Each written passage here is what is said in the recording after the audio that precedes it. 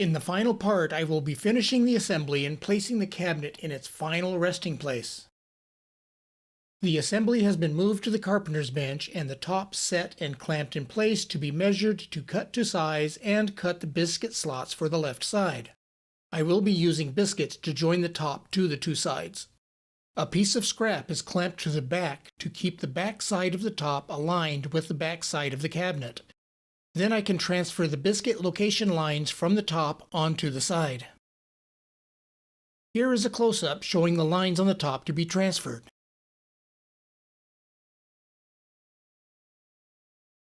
Now more trouble has come up. The top has been lying around long enough to have developed an arc which will make it very difficult to install. There is a trick to resolve this problem. Wood warps due to a differential in moisture. If one side of the board dries out more than the other, then it warps towards the drier side. What we need to do is add moisture to one side while removing it from the other. This trick requires a grassy lawn and a sunny day. In this case, the top side, as shown, has become drier than the bottom. I will take the top and lay the drier side on my backyard grass with the other side exposed to the sun. You will see that this will straighten out the board. Note that sometimes it is only a temporary fix, but it will give me enough time to get it assembled. I may have to do this procedure more than once. Now I have the slots for the biscuits cut in the left side.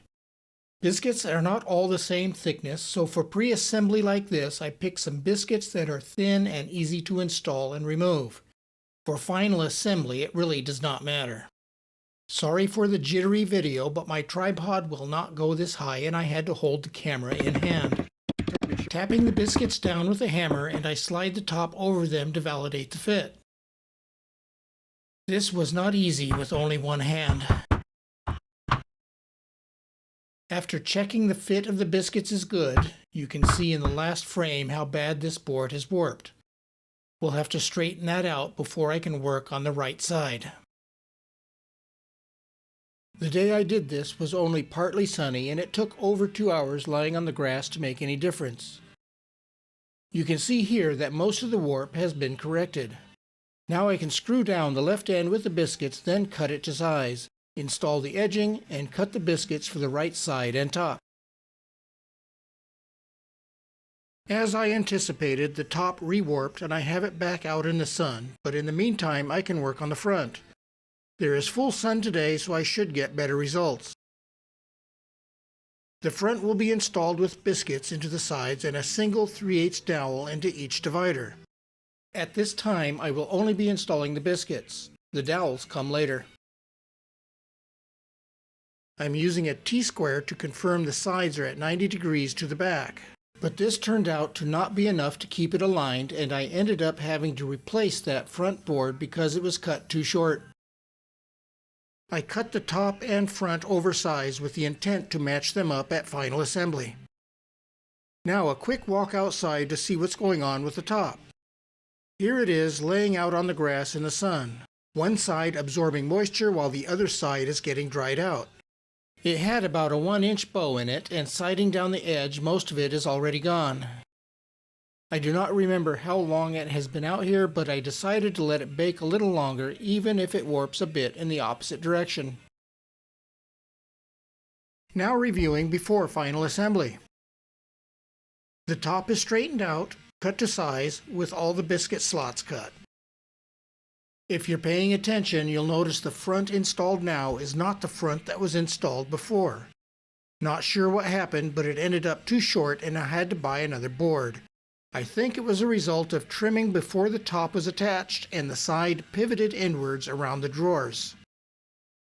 Now is the time that I stop and think if I missed anything or if anything else needs to be changed. Although it was not part of the original design, this is when I decided to use dowels to help position the dividers. Without the dowels, there would be nothing holding them in place at the front. There are still a number of holes needed to be drilled through the top for screws to mount it to the cabinet frame, back, and dividers. I attached edging at the front of the top and the two ends to avoid splintering the plywood over time. They were installed with brad nails, and you can still see the dimples that will have to be filled later. A quick walk around the back does not show much because of the poor lighting. Since there was no machining to locate the back to the top, I decided to add a small block in the middle of each column to help keep the back straight during assembly. It's time to install the dowels where the front meets the dividers. I determined these dowels were needed to provide horizontal structure to the front of the dividers and keep them correctly located during assembly. A single 3/8 dowel will be installed in each divider. The purpose is to locate the dividers so they cannot move to the left or right. I still have the lower 3 drawers installed, using them to properly locate the position of the dividers. Here is my dowel jig I use for drilling. I've heard a lot of people complain about this particular jig, but I have had no problems. I have the lines already drawn where I'm going to put the dowel, which is about centered based on the height of the front. The exact position is not critical since the front will be match drilled to the same height. The window in the jig has a line for each position, and all I need to do is line it up with the line I drew on the divider.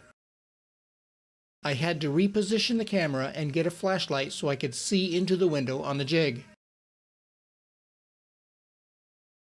Sorry about the glare on the back of my head, but know this: the Lord only made a few perfect heads, the rest He covered with hair.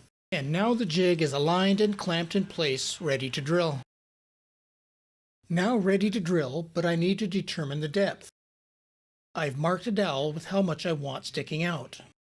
I grabbed my 3/8 drill bit and a clamp-on drill stop. Insert the drill into the guide and set the stop based on my mark on the dowel for how much I want it to stick out. Chuck the drill bit into my drill and then drilled the hole. Now I'll drill the other hole and then move on to match drilling for the front. Both holes in the dividers are drilled, and now I need to match drill the front. I use dowel centers for match drilling. To ensure ease of removing the dowel centers, make sure the front part of the hole is a loose slip fit, or you will have trouble pulling the center back out. Insert the center into the holes, tapping with a hammer using a piece of scrap to protect the point. The front was positioned using the biscuits in the sides for alignment and clamped on each end, making sure the bottom edge of the front is down against the bench surface and dink with a hammer. Now I have 2 nice dimples as a drill guide, but I will use the drill press to drill these holes. I used the same drill bit and reset the stop to drill a shallow hole for each dowel on the drill press. Holes in the front are drilled, and now we need to pull the centers. I found the easiest way to do this is to grab the shoulder of the center with slip joint pliers and pull while twisting back and forth. Just like the biscuits, I find a dowel that is an easy fit in case it has to come out. Light taps with a hammer to be sure fully seated. With the dowels and biscuits inserted, the front should easily tap into place and be fully against the dividers. Now to take it all apart again and paint the drawers and prep the cabinet for gluing. The sides, front, back, and dividers are glued together. The last to attach to the cabinet is the top. I used the expanding polyurethane for the front and construction adhesive for everything else. Construction adhesive has a long working time and does not drip. It is also very cheap compared to others. I am reviewing and thinking about how I'm going to set the top.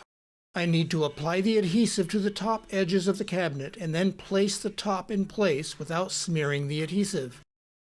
What I came up with is to use some spacers to hold the top up off the cabinet frame until it is in position, then pull the spacers. Unfortunately, the camera flaked out on me again and I lost the video for the top installation. I think I need a better camera. What I did is clamped short blocks to each side and each divider along the front, holding the top off the frame. That allowed me to set the top on the boards and slide it into position without sliding across the adhesive. Then set the back end down and then remove the blocks. The biscuits in the sides held it in place while I drove in the screws. Just a note, as you can see, the top stayed straight after that last baking. Here is the final assembly, still up on the bench with everything painted that's going to be painted and all the drawer slides installed. Here are the critter guards out of 1/4 inch hardware cloth so that no one will be making a home under the cabinet. I left some of them off until I figure out how I'm going to get this thing off my workbench. I might need them for a handhold. Here is one of the drawers in the corner, and as we pan across the shop, we can see the rest of the drawers piled up on the bench. Here are the drawer knobs drying. I cheated on the knobs by putting a screw in each one and just dipping it in a can of polyurethane, then setting it here to drip and dry. All I had to do was lightly sand the base when they were dry. Now it is time to complete the demolition of that old cabinet to make room for the new cabinet. Everything on and in that cabinet is going to have to find a temporary home until I get this done. My first idea of getting this down off my bench would have been a total disaster. I was going to hang one end on that tie down, then pick up the other end and lower it to the ground, then lower the strap end to the ground. I have no doubt it would have tipped since only being held by 3 points and was top heavy. It's not that it's too heavy, it's just too big for one person. After a bit more head scratching, I came up with what I thought would be a viable solution to get it down. Positioning it sideways on the bench and on its back with a strap connected to the opposite end, giving me a handhold. I should be able to slide the end off the bench and carefully lower it to the ground. Not too concerned about scoring the back because, well, it's the back and likely never to be seen again. I installed the rest of the critter guards since they will not be needed for handholds. Getting ready to pull this thing down, and I wish I had a moving blanket. I put an old pillow on the ground and a few rags. I would have preferred wrapping the end with a moving blanket to protect it, getting what little I have spread out to soften the landing and protect the side. Wrapping the strap around my right hand so I can have a good grip. Sliding it out to the tipping point with a good grip on the strap and lower it to the ground. I should have rotated it around and lowered the other end. That would have made it easier to position after it was on the ground. Now I need to wrestle it around to get it into position where it can slide into place. That moving blanket would have made this so much easier. At this point, I'm realizing that there is no way I can build an 8-drawer cabinet to fit against the other wall. I will have to build 2 4-drawer cabinets. Now that it is down, I need to cut some 1/8 inch hardboard for the top cover. But first, I have to once again move all this stuff off my 4x8 workbench so I can cut the hardboard. I cut the tempered hardboard oversize and stapled it down using 1/2 inch crown staples. I did not glue it down so that if needed, I can pry off all the staples and replace it. Once fastened in place, I put a panel trimming bit in the router and finished it to size. Then I ran my block plane across the edge to put in a small chamfer. I have my 4x8 workbench clear, but my carpenter's bench is full of crap. But now I have a new 6-drawer cabinet ready to be filled up. And now on to my next project. My next project is going to be a lightweight concrete bird bath, but the next video project will be one that I've already completed, which is a lightweight concrete potting bench. Subscribe to be notified as projects are uploaded.